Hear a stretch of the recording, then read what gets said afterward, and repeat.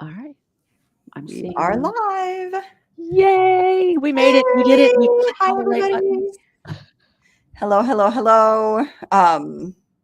Make sure I have Whew. some lighting. Whoa, because I There still you feel are. kind of shadowy. A little bit. Let me shine some more light. No, it's not working. If I shine it through my screen, it should shine on you, right? Right. No, right. Yeah, No, that I have. always works. Why would that not work? And of I course, don't I'm know. flipped, so that's what I'm like. Why am I? Okay, yeah, I'm flipped. So I've got Oh yeah. That's so. yeah, That's weird. right. I And wish I I, could not do I that. have right-left orientation problems anyway. So Yes. Yes. Yes. yeah. Oh, by the way, yes. Woo. Okay, let's not break the light. Don't break the light now. That would not be helpful. Okay, and this. Okay, maybe. What do we have here? Okay, just random bead. Nice. Random bead in my office, probably off the painting behind me. Probably. I would peg that as a likely option. All right, I think that's as good as it's going to get for me for lighting. So Okay. we'll just go with it. It looks very dramatic. There. Ooh, I like that clock. It's actually a sculpture of sorts. Neat. It's all the astrological signs Oh, nice. done Okay. in like light metal, painted black. It makes a cool shadow behind it. I like Mm-hmm. the I do way that too. it's almost part of the art itself. That there's Mm-hmm. the metal and then there's the shadow. Nice. Well, I've had back wall envy, so I had to do something today, and I just hung up. Oh, I've got to turn my lighted my lighted Yeah. project on. Let's see. I Ooh, let's charged the see. batteries just Oh yeah, I right. think you were just starting those the last time we talked. Yeah, so it's kind of, let's see here. Can Good you, will deal. it really, no, it's not going to show you, is it? Right, it No, mostly just looks bright. I think it does Mhm. better from back farther. Yep, Anyway, yep. all Mhm. right. Well, there it is. So yeah, I redid my wall so you guys would have something nicer to look at Ooh, love it. than the usual. Am I looking at the close-up of an owl's eye behind you? This one, Uh-huh, with the blue tiger. frame? Tiger, So it's okay. a closer up version of this. Ah, okay. So I just tried to play Very with that good. kind of an a la Georgia O'Keeffe Mhm. kind of thing where you just kind of keep getting closer. Right, right, the way figurative turns into abstract. Yeah, Mhm. I was going to see what I could do with that with the handmade sanded surface. Okay, So we'll see. Kind of very fun. cool. Anyway, so we have today the exciting reveal. Neither one of us have seen what the other is doing, Mm-mm. so we have no idea. Nope. And rather than, previously we've done these ekphrastic exchanges. You've given me a work of art, I've given you a piece of writing, and then we've each produced art or writing in response to one another's pieces. In this case, we're both working from the same Yeah. concept.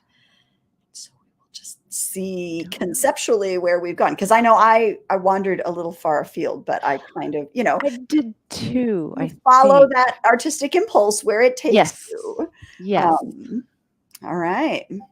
So, do you want to share yours first? Do you want me to share mine first? How do we want to? Do we want to give folks a little more background on what we've been doing? What do you think? I think we should just go for it. Okay. And then we can see where that takes us. So I felt the need to give myself some parameters, some kind of guidelines to go by. And so what I did was kind of think of the idea of this caretaker who is Okay. a mechanical based life form, right? Mm-hmm. They care for all of these samples or examples of life forms of the known universe kind of thing. Ooh. Okay. And so the art I would create would be created by an assistant. who is a carbon-based life form. Now, Ah, why would these mechanical life forms need an assistant? What can they not do? Or what gap needs filling? So I left that nebulous. okay. So there's this being, this person shows up for work, caretaker's assistant, first day, main facility. Things aren't quite working. Usually there would be like an interface that they could automatically do everything they need to do. So this is not a new job. It's an existing job, but at this facility, this is the main facility, they've shown up and the interface is not working. But conveniently things are left out that are analog type tools. Okay, this individual has some experience. So they're not unknown items. So they can use them, but it's slow. So what I did to kind of emulate that was any writing I did on my art, I did with my right hand. I'm left-handed. Okay. So I did the art with my left hand, which I'm like, afterwards I'm like, maybe I should have done that with the right hand as well. That would have been very interesting. But as it is, I did it, the art with my left, the words with my right, and did it in that kind of that mash up style. And with the thought that this would be a spread out of all of the notes from this assistant. Okay, right? Sure. So, let's see. I need to share my screen with you, right? How do I do that? And with all of our viewers out in the world. Share screen. Share caretaker assistant notes. So, sharing. Hopefully you can see now. This is like it folded flat. And so you can tell that the writing is well, not really much different, I guess, than my regular. But you might notice at least the thing on the left might look familiar. It does. Is that from your previous painting? It is in one of our previous exchanges. Is ekphrasion a word? Anyway, one of our exchanges. So the frilly swim snake, right? Yes. So that's a rough sketch of it. And then there's another one on the left that's a little hidden right now. But so this person, wrote these notes. These they call them intakes, or what that was the term I used, intake. Okay. And so there are two of them that one day. And of course, this person's writing very concise because it's too slow right now. They're still working on it. So the idea was that, here would be the full text they would have written if they had the interface. Caretaker interface will not respond to me. Of course, they planned for this. Analog data entry instruments were left out where I could get to them, as were instructions. I have some experience, so I think I'll be able to handle the responsibilities, but it might be slow. So I'm going to keep my notes brief. Current cycle, there were two intakes. One of them was a liquid-breathing individual. Seems to be in some sort of metamorphic state, but stable. Second one, which is the one on the left, I will advance. Let's see here. Oh, that's the note. There we go. Now you can see the one on the left. Might also look familiar. Second one was a gas-breathing dormant entity with photosynthetic abilities. Capsules are only related for single entities. However, this one seems to have a second life form. I queried the caretakers to double check, and they responded there was only one. However, I see two. The second one seems to be a bit without shape or less solid, and regardless of magnification, it retains the same proportion in the field of view, which makes it seem smaller the closer you get. I asked the caretakers if I should run personal diagnostics. Maybe there's something wrong with me. The trip didn't agree with me. They said, no, just continue your observation of intakes and log with analog tools. So you may have noticed the note right there. And this was kind of if I was this person, maybe my lab, my quarters, they're old fashioned, but they're really comfortable and really nice. And it's like, so am I an assistant or am I a third intake? Kind of thing. So, it's very rough. Yes, sir. It's very rough. And I wanted to do something a lot nicer. And this is actually the third take. I did this 3 times. And I thought, okay, well, maybe rough is okay. Maybe, I will expand on this, what we're doing in the next round. I don't know. But that is what I've got. Woohoo. I have some closer up, so I just Uh-huh. kind of tried to come up with really short phrases and all kinds of abbreviated bits Uh-huh. so that I could still do it, but I was afraid I would forget what I meant, so I wrote it down. Sure. Sure. Yeah, that is. Oh, there was one more thing. I didn't use it, but I saved it in this little disc I had made because one of the versions it was going to be like one of the capsules, Okay. but it, like in a paper form. So you would open it like a gatefold, and it would show you the different layers. And this was part of a wheel that you could turn, and somehow had meaning that I may or may not have fleshed out. But it's based on like a 6-hole ocarina. Oh. So, and that's like on a transparent paper. So anyway, I saved it thinking, well, maybe I'll use that in the future. Very cool. So yeah. Very cool. Yeah, because we had talked about doing this like trail notes, field notes. What would it look like to combine writing and sketching? How would it be? Yeah. Kind of a smash journal kind of thing, different material. Nothing was purpose built. Everything was cobbled and hodgepodged out of what was around. Kind of things. So yeah, cool. that was the idea. And it looks very satisfyingly tactile. Yes, the paper, it's the orange coloring is a liquid acrylic. And it has over, I'll see if you can hear it. Has a clear gesso on it so that it would grab the different pigments and media that I used. But there's nothing on the back yet. Okay. Oh, and this paper clip.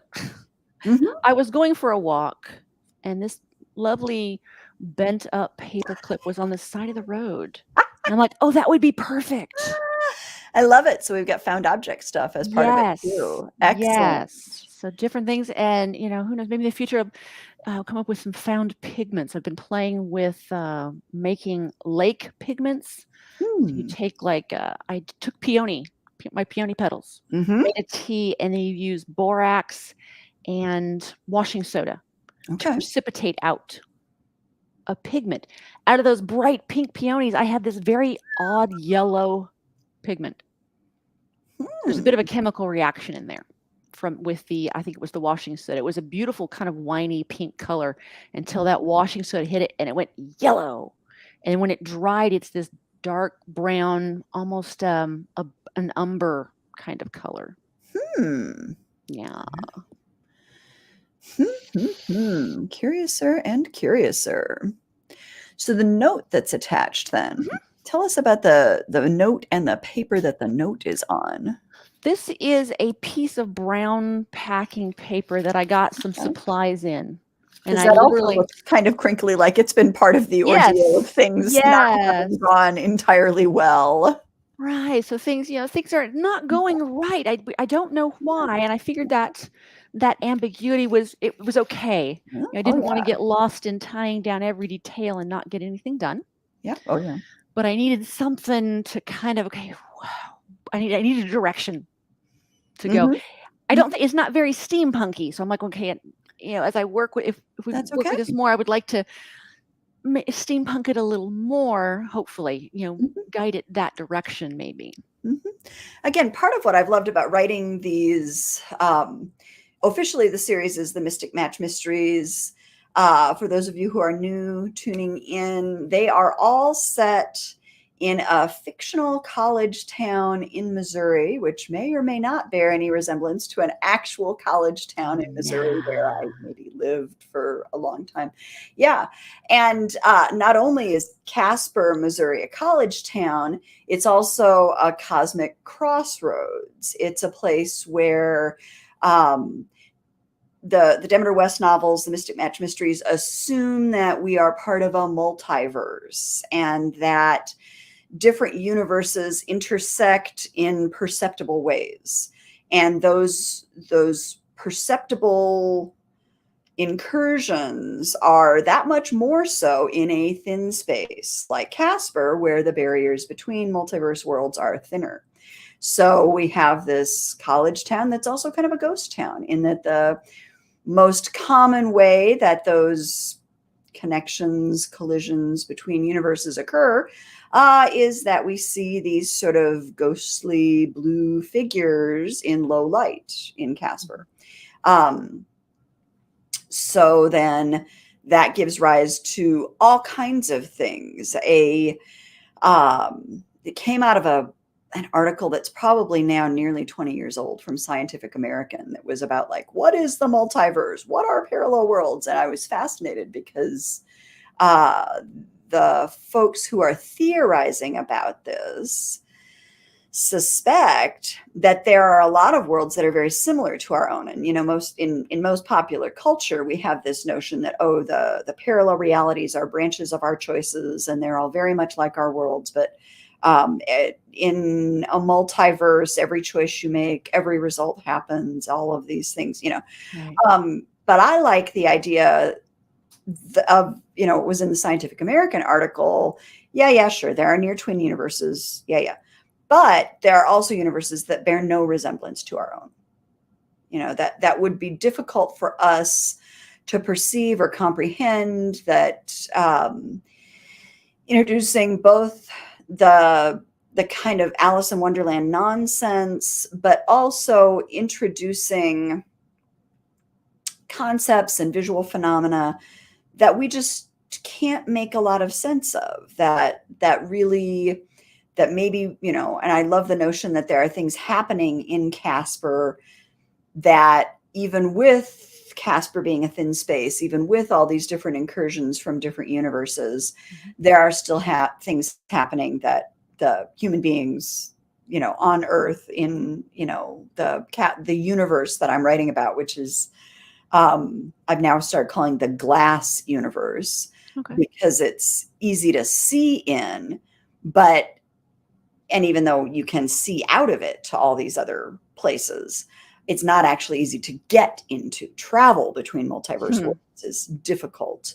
Incursions are, we see these different incursions within Casper. Most universes, those incursions are a lot more common. They don't happen just in thin spaces. In Casper, in the glass universe, they happen only in these thin spaces. In most universes, they're much more common.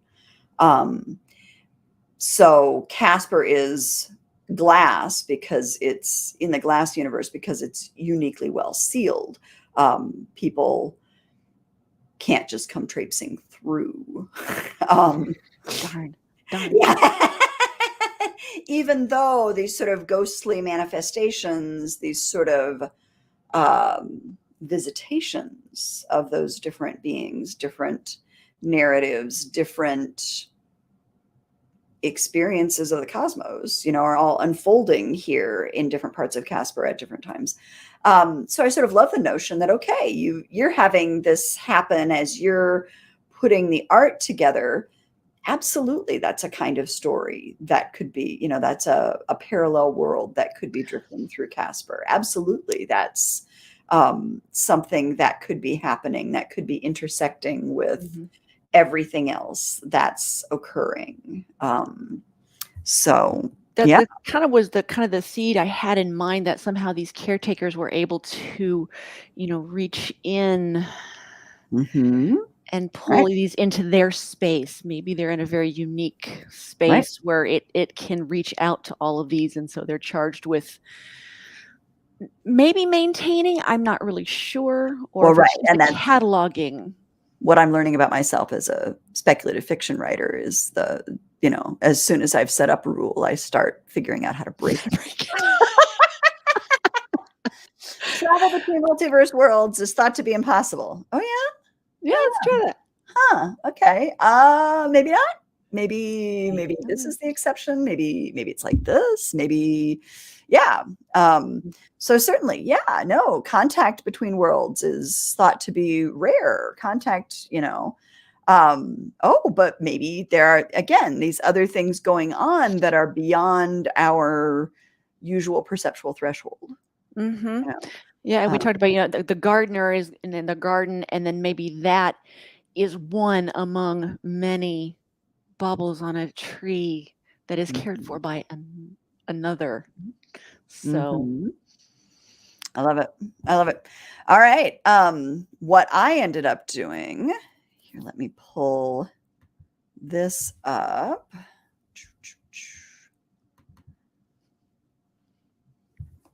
All right. So for me, a big part of our ekphrastic project has been to frame each of these adventures as a part of, and they, I went into this in the beginning of the first book,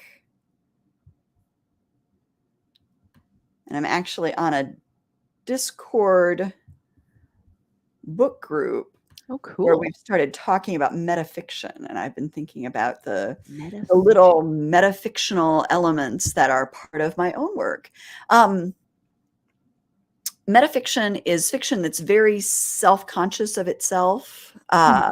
As a fiction, as a story, I'm telling you a story, and rather than try to immerse you in what's happening, there are these little flickers and reminders that what's happening is a story.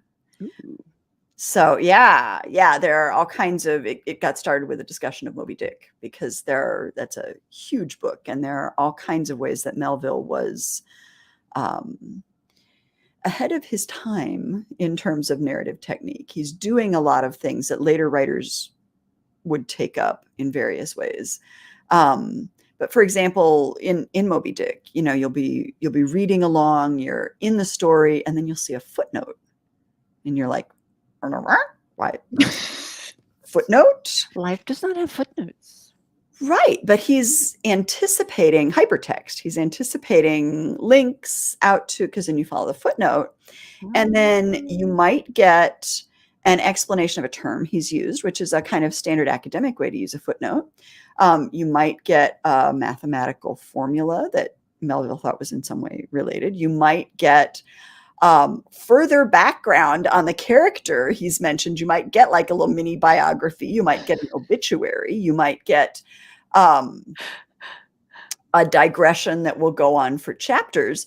You just really, as you go through Melville, you find yourself not just through the footnotes, but through the way the narrative is kind of pasted together. There are pieces of other things. It jumps around. It's experimental work, but it's experimental work that really still feels like a big old chunky 19th century novel. So Moby Dick is kind of fascinating in that way. But so we've been talking about metafictional elements, and I've been reflecting on, so I've gotten to do these kind of cheeky, fun little, the very beginning of the first novel, Demeter West and the Ghost Town Glitch, the prologue explains that Demeter has been given a grant by the Casper Convention Visitors Bureau to write up some of her more interesting cases, since she is a matchmaker, but she also has her private investigator's license, Right. so that she can vet her clients, and she's also been tapped to use that PI license to vet some other things, usually different artifacts, sometimes different situations that crop up, because Demeter herself has some psychic abilities that are very useful in Casper, being a cosmic crossroads. So, yeah, so then as we talk about putting together this Casper Convention and Visitors Bureau, Ghostly Plant Guide, Ghostly Wildlife Guide, this whole kind of project we've been doing is a sort of metafictional appendix to all of the novels that are set in Casper. This is all kind of running alongside. There are little nods in the novels to some of the things we're doing. Octavia's Ocean, where we've talked about the octopus crossing guard, Right. possible thief. We don't really know Octavia's motivations for grabbing folk and having the sentient kelp with whom she seems to be picking everybody's pockets as they go through. Right. Um, I sort of love that. Okay, so we've got little mentions in the novel, and the draft I'm working on now, I've alluded to the Hollings College bridle path and Mhm. to the haunted woods, the moody woods, Mhm. um, and so I love that, there are these little things that are in the narrative, but then when you and I play, then these little things get to kind of have their own spotlight. They get to have their own space, and this whole thing kind of fits together Yeah. in conjunction. That's pretty nifty. So this was my latest entry to the Casper Convention and Visitors Bureau Ghostly Plant Guide. So it's going to start with the usual patter. Those of you that have heard some of this or seen some of this will sound familiar at the outset. But then it doesn't have a footnote exactly. It does have an asterisk, and I will have the asterisk again. I'm definitely channeling Melville here. There's the asterisks at the end. Um, so, welcome to the CVB's Ghostly Plant Guide. If you're visiting our city, you've probably noticed that we have some residents who aren't all there. Like New Orleans and a few other haunted cities, Casper functions as a cosmic nexus. According to our physicists and other paranormal experts, Casper is a thin spot where the boundaries between parallel worlds are more visible, if not more permeable, than they are elsewhere. This means that we see a lot of ghosts here. It can be disconcerting at first, but keep in mind, such visions have no substance. They can't hurt you. You are safe with us. Sadly, you won't be able to capture all of our wonders on film. Sketching, painting, and other artistic interpretations, and I love that what you've got is a very analog, very handmade interpretation of our ghostly visitors. These are encouraged. Our tour schedules are set up around such opportunities. Bear in mind, our ghosts are shy of the limelight, so most of them can only be seen after dark or in particularly dark or shady spots, indoors or out.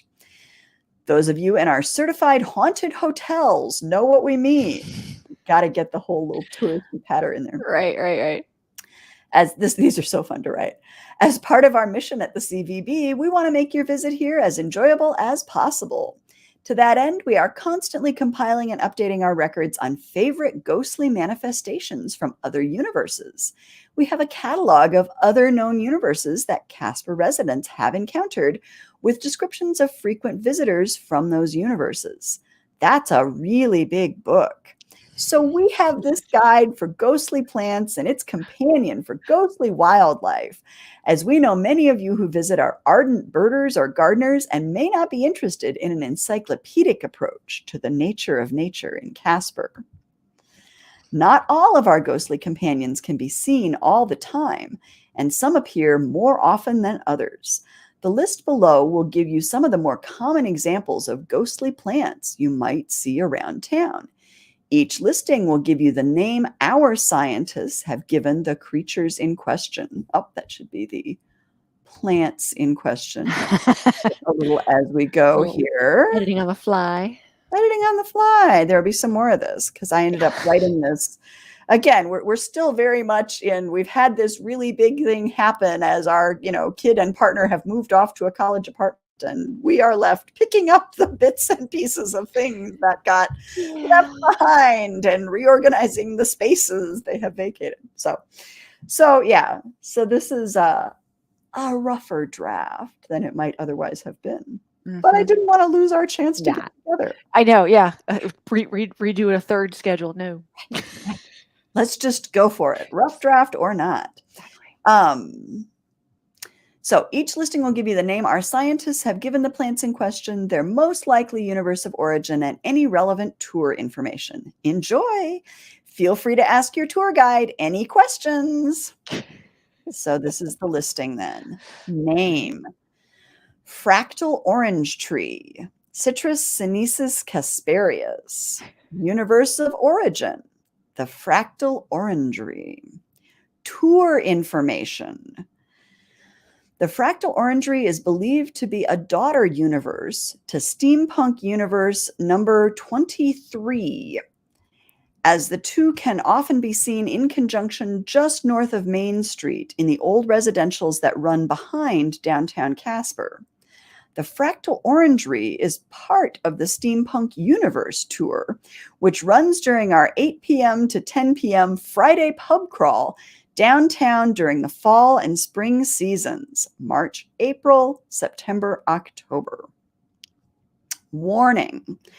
While there are never any direct dangers from the manifestation of other universes here in Casper, occasionally visual effects from the manifestations may cause potential problems, such as the conjunction of meteorological and cosmological events. Parentheses. Foggy night plus lots of friendlies equals visibility hazard. Gotcha. In this case, the fractal orangery is considered a potential hazard because of the strobe effect generated by the fractal layering. So for persons with epilepsy, migraine, or other light-sensitive conditions, the fractal orangery is to be enjoyed with caution. Consult your doctor for more information. Where most of the universes encountered in Casper are believed to be naturally occurring, there are indications that the fractal orangery is an artificially created phenomenon somehow conjured into existence as a result of some machinations in Steampunk Universe number 23. Asterix. We'll return to that. Around 20 years ago, by our temporal reckoning, observers noted that another universe seemed to have appeared alongside Steampunk Universe number 23, where most of what drifts into visibility of 23 is work on the railroad tracks down near the old creek bed. And that's actually the novella I finished this spring, goes extensively into the steampunk universe number 23 that can be seen down near the railroad tracks at the old creek bed. A common feature between our Casper and many of its near twins is this kind of, let's see, I actually got to read the words that are on the paper. Most of what drifts into visibility of number 23 is work on the railroad tracks down near the old creek bed, a common feature between our Casper and many of its near twins. Ah, yes, the railroad tracks down near the old creek bed exist in many different near twin universes. That's what I mean there. Maybe I need to work on that sentence. Rough draft, right? Rough draft. Right. Patches of what are believed to be the same universe are visible throughout the downtown area. The Friday pub crawl, see, we never miss an opportunity here in Casper to cash in. The Friday pub crawl loosely follows these patches, even up the residential road behind downtown, where a Victorian manor house with extensive gardens still exists and is now an art gallery with attached bar. Parenthesis. Bar name. Orange You Glad. Okay. Pub crawl map for more information. And I love that you ended up working in orange because this is all going to be orange.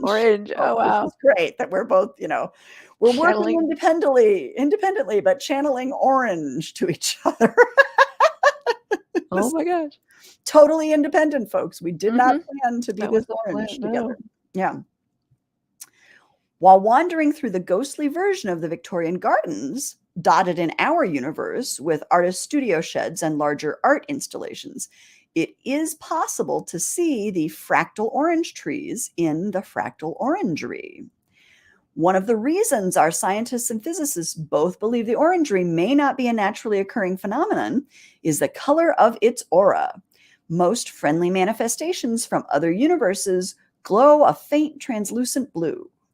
The orangery glows orange. There are other examples of friendly manifestations with different aura colors. I don't mention the Moody Woods here, but that's definitely what I'm thinking about. But the orangery is consistently only orange and consistently visible only in conjunction with the ghostly manor house, where the manor house, its inhabitants, and most of its grounds seem to, I think I could not choose a word, Where the manor house, its inhabitants, and most of its grounds appear to follow a fairly standard pattern for friendly manifestations in Casper, the orangery does not. Mm. Within the ghostly orange glass walls of the fractal orangery, and I should pause here, I need to find a way to actually put this into the description. An orangery is a totally Victorian concept. It's a greenhouse, but it's a greenhouse that's specific for growing oranges. Okay. They would also have, I mean, these are people who were serious about their fruit. So Seriously fruity. Got it. seriously fruity. The upper classes, it was considered this incredible luxury to be able to afford an orangery, or somewhat smaller scale, but even fiddlier, a pineapple stove. Pineapple stove. Well, pineapple Wow. people actually designed wood, and I think in some cases steam powered stoves that would keep a very small area. You know, an orangery might be the size of a standard greenhouse, but a pineapple greenhouse, for lack of a better term, a pineapple stove and its environs, was a much smaller area. Because the bromeliads, I don't know if you've ever seen a Yeah. pineapple plant. They're not a tree. They're like a No. sort of fern that produces fruit from its center. Mhm. They're bromeliads are really, It's really like a old pineapple top plants. had a baby Yeah, with a yeah. pineapple and a top. Uh-huh. Uh-huh. Yeah, pineapples don't come from palm trees. Pineapples are older than that. Yeah. So yeah, so orangeries are these specialized greenhouses. So within the ghostly glass walls of the fractile orangery, and I should explain, they didn't normally have orange walls. This is just me having a wonderful time. That they're ghostly orange glass of the fractal orangery. The same small scene plays out from the microscopic, we've checked, to the gargantuan. A Victorian automaton butler, face painted, joints mechanically articulated, movements crank driven, tips a small watering can into the pot of a live orange tree, only slightly taller than the automaton itself. The image is replicated over and over. No one has yet managed an accurate count of the number of manifestations, but the attempted counts go well into the hundreds. What we might think of as the base model for the figure puts it at about 4 feet tall, the tree it waters at about 5. Each set of the figures sits on a shiny leaf from a yet larger tree of the same kind. Oh my gosh. Each tree is filled with leaves containing the same phenomenon, smaller and smaller, larger and larger, a fractal complexity that has drawn mathematicians from all over our world and possibly steampunk universe number 23 as well, as various observers have documented the presence of friendly blue figures in Victorian garb within the boundaries of the orangery. So enjoy with caution one of the more unique, friendly manifestations Casper has to offer, and consider enjoying it during our Friday steampunk pub crawls. Asterisk explanation. Oh, wow. While the Earth in our own universe, often nicknamed the glass universe in discussions in the multiverse, due to its uniquely well-sealed nature, we are apparently better secured against interuniversal traffic than most. The glass universe seems to have evolved technologically along fairly standard lines with other near-twin universes. We have noticed a number of near-twin universes where the technology of the Victorian era took a significant leap forward, and or where there seemed to be magical effects at work in the development of the universe. How and if magic functions here in glass is a subject of much debate. There seemed little doubt that magic functions in a number of other universes, near twin and otherwise. The fractal orangery seems to be an outgrowth of one such place. Steampunk universe number 23 is not consistently visible in Casper, but its appearances in fall and spring have been relatively consistent, with little appearing to change for decades, which would indicate it is a universe where time moves more slowly than it does here in glass. So that's where I went. Wow.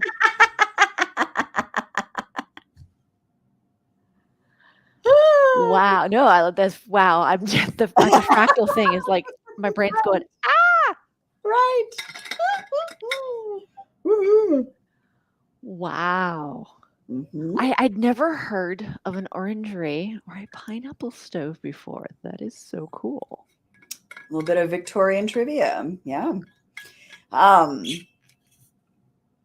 and that I just sort of love the notion that here are these orange trees and every leaf on them has playing out on it this same little scene and the scale all the way down. And I really got to figure out how they checked the scale all the way down and the scale all the way up as far as they're able to verify, because it's all got to be only as this universe is visible in Casper, unless they've managed some interuniversal travel and actually sent somebody through, which is, again, according to the rules I've set up, that's not supposed to be an option. Huh. Yeah. So Very cool.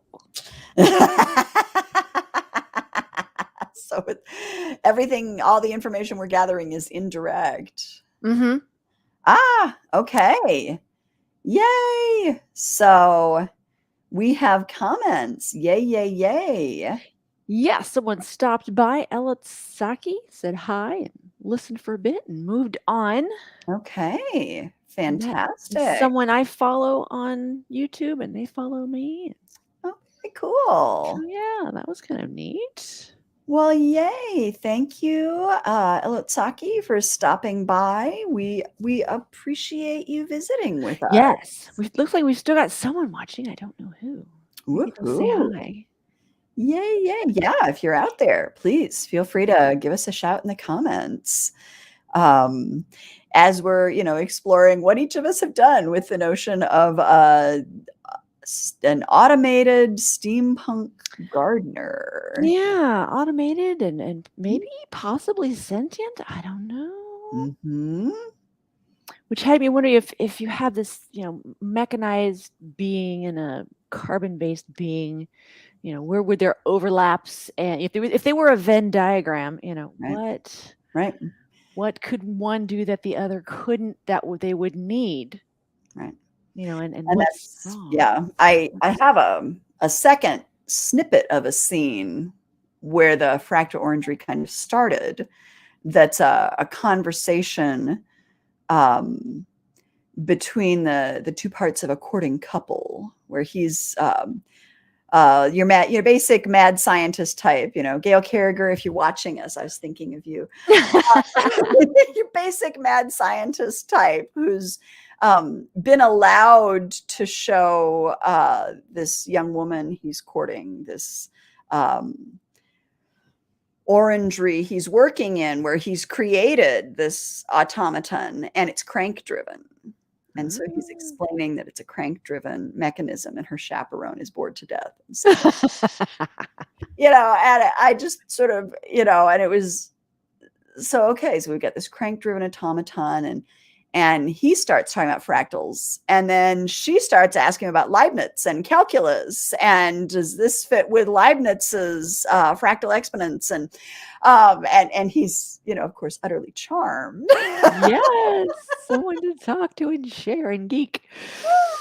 But they start talking about scalar issues with fractals, and could this I can read us all the scene snippet. But that's really what got me started thinking about, this needs to be, I need to be able to do this bigger and smaller. I want to fit this into a CVB ghostly plant guide kind of form. So, but yeah, here's that little snippet, which again, all of these, the way Casper is set up, I get to tell all kinds of stories. This may end up being a story to one side. A story from Steampunk Universe number 23. Why, Lord Bostwick, it's so charming, said Lady Pollyanna Darby. I'm glad you think so, he said. He pulled his eyes away from the lovely young woman before him, clad in full-skirted gown of apricot silk that nicely matched the fruit of the orangery in which they stood. His eyes followed Lady Darby's to his most recent technological accomplishment, an automaton gardener. This model stood nearly as tall as the lady herself, though it was fashioned as a male figure in butler's pants and tailcoat. He had programmed it to do a handful of gardening tasks, much as a player piano could be programmed to play a number of songs. In fact, that was where he'd gotten the idea. When a spindle went into a player piano, it was all the pins and spaces on the spindle that triggered different notes to play. Just turn the crank and it would go until it ran out of energy.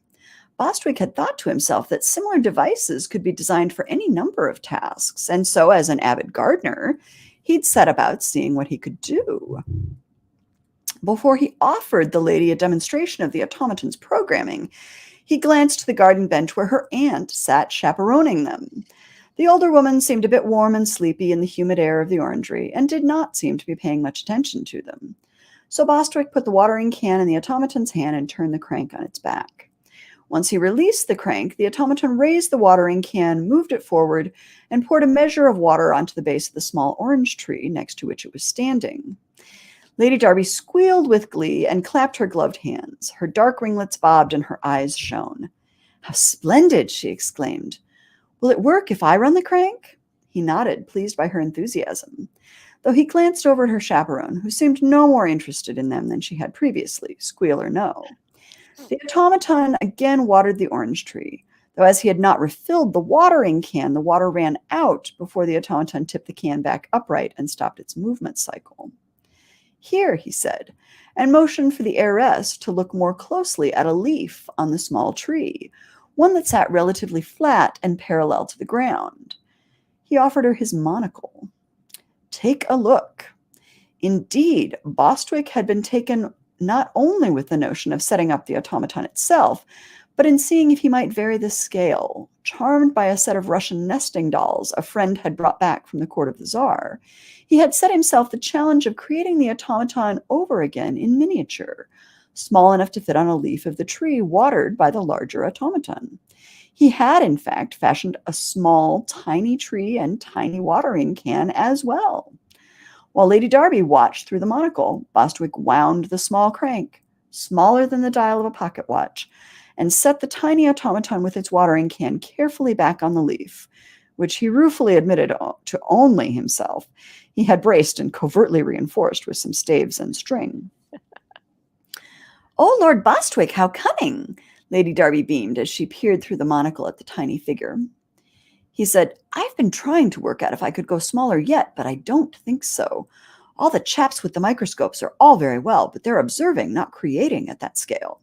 So I've wondered if I might go larger instead, which poses its own challenges.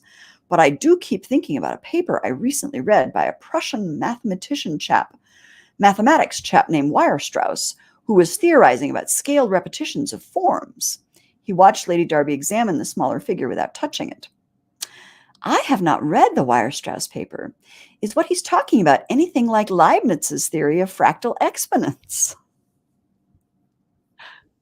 There you go. See, and from there I got to thinking, oh no, this has got to be much bigger. I want this much more elaborate. Let's go nth degree here. And that's where there's got to be some magical intervention, among other things, to keep the watering can full. Right.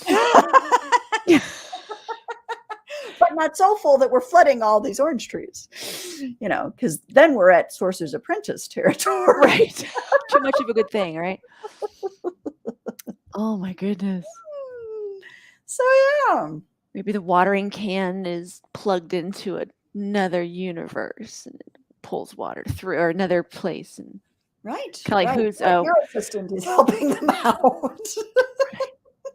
what's the Oh, the folklore. Is it one of Baba the Yaga's pasta pot.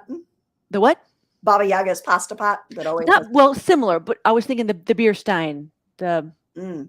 Hmm. the refills Right, constantly. right, right. Anyway, I think that might have been Odysseus's, somewhere in the Odysseus world. But yes, Baba Yaga's pasta pot would be the Hmm. same thing. Hmm. Hmm. In the No, I Marvel Cinematic Universe, I think it's Thor's beer. yes, yes, the beer stein. Yeah, But that. whether that's automatic or whether that's Doctor Strange, yeah. Who knows? They're not telling either. Hmm. So, yay. Very cool. So, yeah, those are, Wow, this is our third round. that's the third round. Mhm. Are we going to do a fourth? I would love to. Okay. What do you have in mind? I don't, nah. Obviously, I have no coherent thoughts in mind. Do we could now cross and pull bits from what we did parallel and Mhm. cross them and see what happens? I Would think be one thought. Mm-hmm. Mm-hmm. See where that goes, because I would definitely like to the leaf I've got started. I would love to add to that, Mm-hmm. kind of like I'm doing it right now. I've been holding it with my my inside out sketchbook. Mm-hmm. So I have all of these different Mm-hmm. different things that have been accumulating, but something similar to this, but with these. Mm-hmm. So maybe going back and adding to it with some of our previous stuff, and then maybe some coherence would happen down the line. Probably not, but it would be a fun trip. You never know. Exactly. Exactly. And coherence can come later. Does it? Can Okay, come. I'll keep waiting then. I haven't found it. I have not found my own coherence yet. Adventure and inspiration can happen first. Yes. Yes. I found just leaving it just nailed down enough to take the next step, but no more. Mm-hmm. Otherwise, I end up with blinders and I don't see Right. the wonderful possibilities around. Mm-hmm. Mm-hmm. Yep. I know we get along for a lot of reasons, but I think creatively, I think our processes are similar. Yeah. I have to know enough of panther? where I'm going to know what I'm aiming at. But if I know too much about where I'm going, it's not any fun anymore. Exactly. Yeah. Yeah. I remember you talking about the Panzer versus the Planzer, and it's like Yep. just a little bit of Planzer, Mm-hmm. and then you put your pants on and take off. So.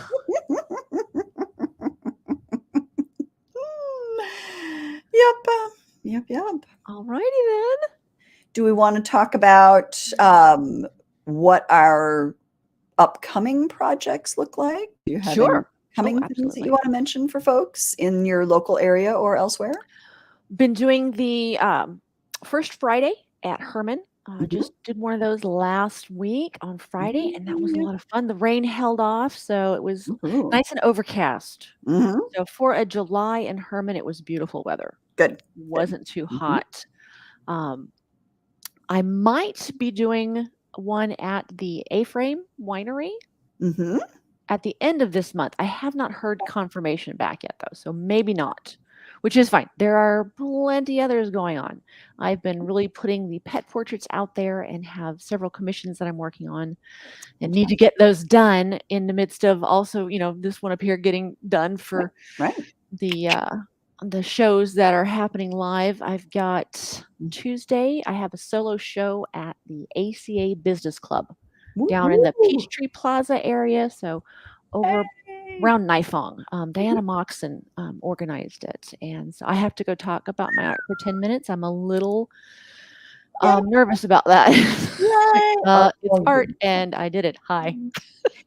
Probably not what they mean. Yeah. But yeah, that's on Tuesday. So those are the two big ones this month, the ACA and then maybe the A-Frame. And if not the A-Frame, then there is the next Herman one. So I'm trying to do about 2 live events a month this year, since last year was my first year for doing these live fairs. This year I'm trying to do 2. And I've been able to do that. They have a new Zipper Fest coming up. So we'll see if I get into that. And then there's going to be a second Friday. So starting Mhm. next month, yeah, August, there is a second Friday at that little courtyard in front of Fretboard, the Okay. little coffee shop. Okay. Mhm. So I've got to find out. I may just take the pencil stuff, the colored pencil, pet portraits, and Mhm. little things, and these little jewelry. Oh, I cute. could. They're actually colored pencils. I could color something, take them off, color. Write a note, put them back on. Huh? Very cool. So yeah, lots of little things and trying to keep it all together and the whole business and taxes and oh my gosh, it's fun. Very much. Very much. How Yeah. about you? Well, this year my goal was to, struggling through lockdown and the worst of the pandemic was difficult creatively. We Mhm. COVID hit our household hard.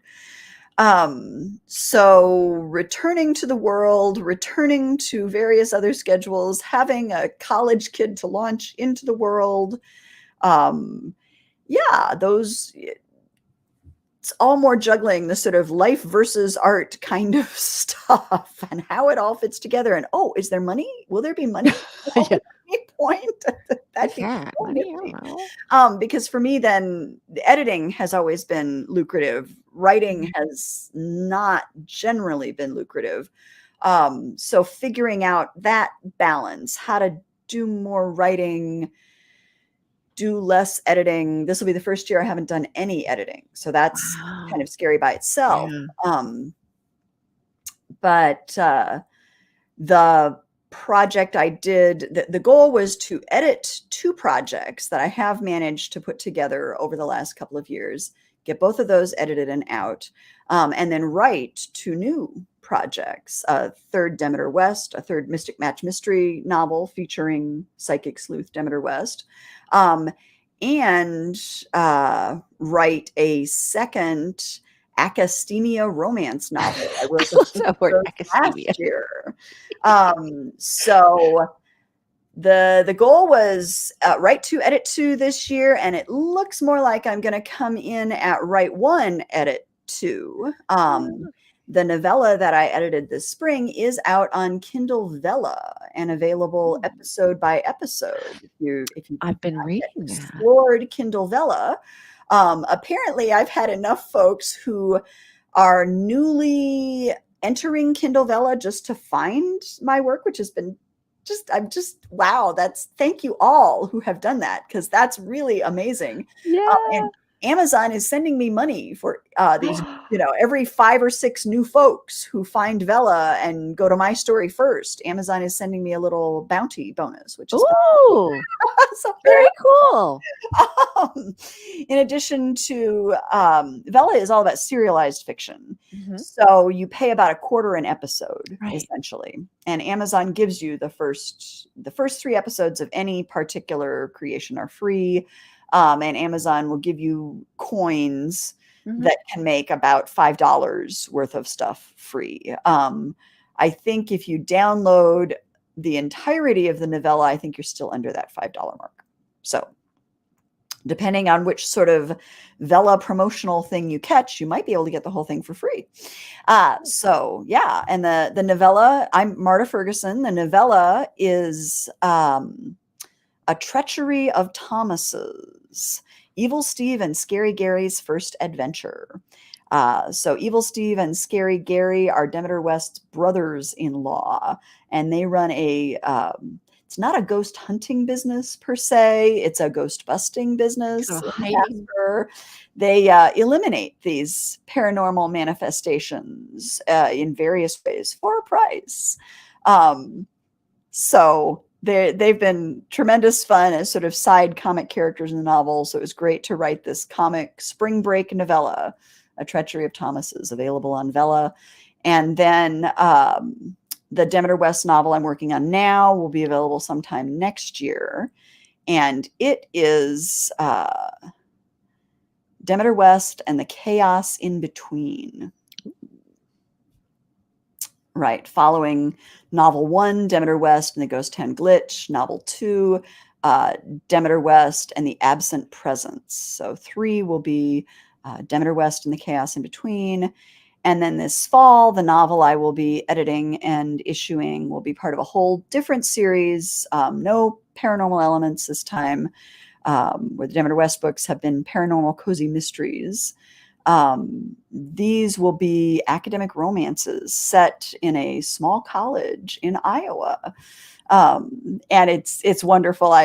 Part of what I want to do this fall is actually get out to both of the campuses. I've sort of mishmashed two small but iconic Iowa colleges together to create Ripplebrook University, Gotcha. Ripplebrook College, where all of this happens.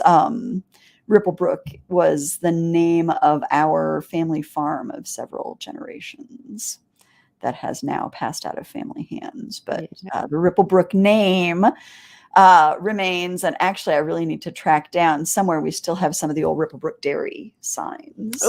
Ooh, very cool. Yep. That would be awesome. So yeah, that's what I've got in the hopper. Busy, lots of stuff going on. Mm-hmm.